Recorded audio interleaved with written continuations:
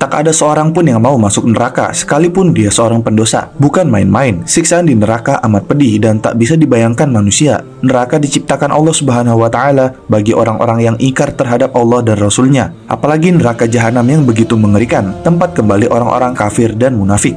Misi Rasulullah Shallallahu Alaihi Wasallam adalah memberi kabar gembira dan peringatan bagi seluruh umat manusia tanpa terkecuali, dan hal ini dijelaskan dalam Quran Surat Saba ayat 28.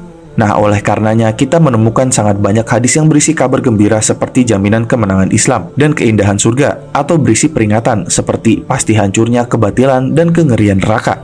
Nah, sebagian hadis beliau bahkan memberikan rincian cukup detail sehingga semakin mudah diamalkan. Di antara rincian detail yang pernah beliau ungkapkan adalah ciri-ciri calon penghuni neraka. Nah, dalam sebuah hadis panjang yang diriwayatkan oleh Imam Muslim dari Iyad bin Himar al-Mujashi'i, di antaranya beliau menyebutkan sifat 5 golongan yang kelak akan menjadi penghuni neraka. Yang mana jika dijelaskan poinnya tentang hal ini, arti dari hadis ini adalah telah menceritakan kepada kami Yahya bin Sa'id, telah menceritakan kepada kami Hisham, telah menceritakan kepada kami Qatadah dari Mutarif, dari Iyad bin Himar. Nabi Shallallahu Alaihi Wasallam suatu hari menyampaikan khutbah. Dalam khutbahnya beliau menyampaikan pesan, yang mana poin dari hal ini adalah sebaliknya penghuni neraka ada 5. Pertama, orang lemah mental yang tidak mempunyai kesemangatan. Mereka hanya suka ikutan di antara kalian, atau dengan maksud mereka hanya ragu kepastiannya. Mereka tidak mau berkeinginan membangun kehidupan berumah tangga dan juga tidak mengumpulkan harta.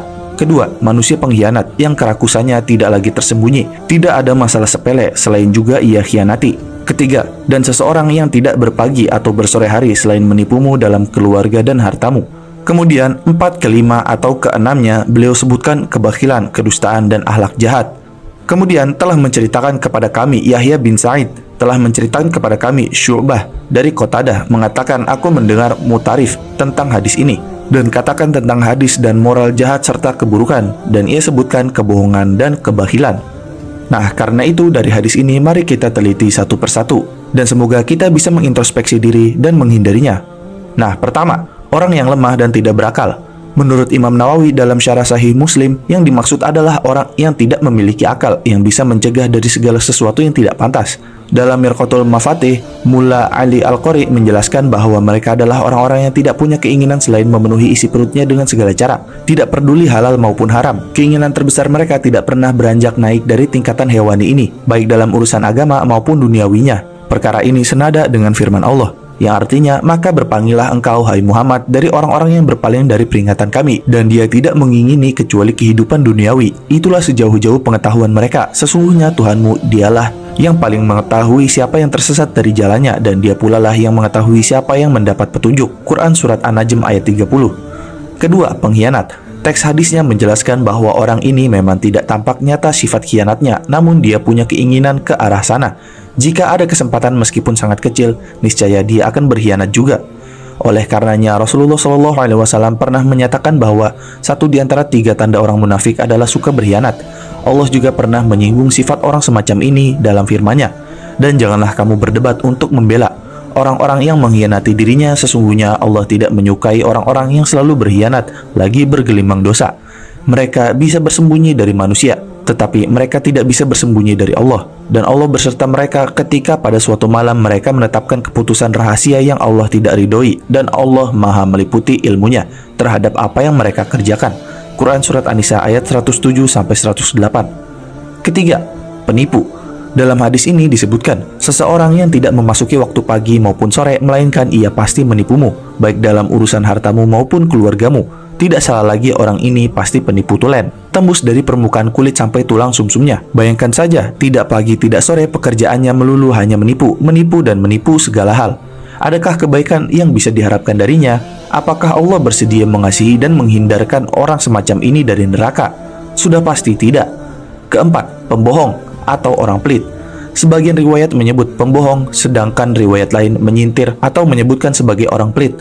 Manapun dari keduanya yang tepat, sama saja buruknya. Dikatakan dalam sebuah hadis juga, ada 3 hal yang membuat seseorang binasa, yaitu sifat pelit yang ditaati, hawa nafsunya yang diperuntukkan, dan ketakjubannya pada dirinya sendiri. Riwayat Al-Bazar dari Al-Baihaqi dengan sanad hasan lil ghairihi. Adapun tentang berbohong, kita sudah diberitahu bahwa ia adalah salah satu di antara 3 ciri kemunafikan. Padahal Allah telah menyatakan bahwa orang munafik kelak akan berada di kerak neraka, yakni yang paling dahsyat siksaannya. Quran Surat An-Nisa ayat 145. Kelima, orang yang berakhlak buruk dan banyak berkata atau berbuat keji.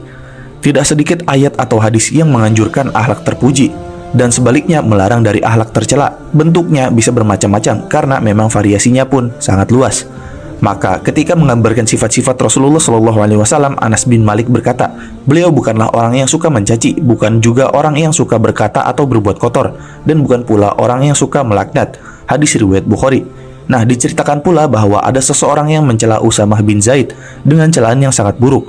Ketika itulah Usamah berkata, sungguh engkau telah menyakitiku. Sungguh aku telah mendengar Rasulullah SAW bersabda bahwasanya Allah membenci orang yang keji dan suka berkata atau berbuat keji. Dan sungguh engkau ini orang yang keji dan suka berkata atau berbuat keji. Hadis riwayat Ahmad dan Ibnu Hibban. Hadis hasan. Nah, kemudian bila logikanya kita balik, kelima sifat tersebut bisa diperjelas oleh hadis yang diceritakan oleh Abu Hurairah, bahwa Rasulullah SAW pernah ditanya tentang apa yang paling banyak menyebabkan manusia masuk surga. Beliau menjawab, ketakwaan dan akhlak yang baik. Hadis riwayat Hakim. Nah, maksudnya kelima sifat yang sudah dijelaskan tadi seluruhnya merupakan kebalikan dari ketakwaan dan akhlak mulia, yaitu tidak berpegang pada nilai-nilai kebajikan, suka menipu, gemar berkhianat, pembohong, pelit, dan banyak berbuat keji, sehingga buahnya pun berkebalikan dari surga, yaitu neraka. Semoga Allah membimbing kita semua untuk menjauhinya. Amin ya rabbal alamin. Dan demikian adalah pembahasan mengenai ciri-ciri calon penghuni neraka. Jangan lupa like, share, dan subscribe. Jangan lupa komen di bawah tentang pendapat kalian di video kami kali ini. Sampai jumpa di video kami berikutnya.